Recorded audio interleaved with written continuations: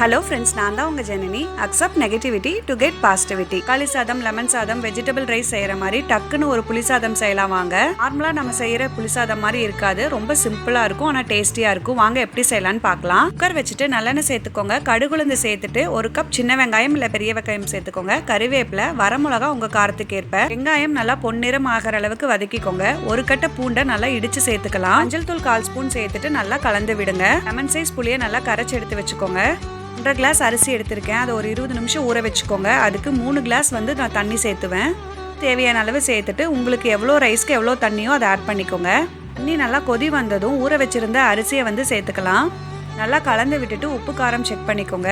இதில் வேறு எதுவுமே எக்ஸ்ட்ரா ஆட் பண்ண தேவையில்லை. குக்கர் விசில் போட்டுட்டு ஒரு 2 விசில் வச்சு எடுத்துக்கோங்க. விசில் எடுத்ததும் கொத்தமல்லி தழை தூவி இறக்குனீங்கன்னா சூப்பரான புளிசாதம் ரெடி.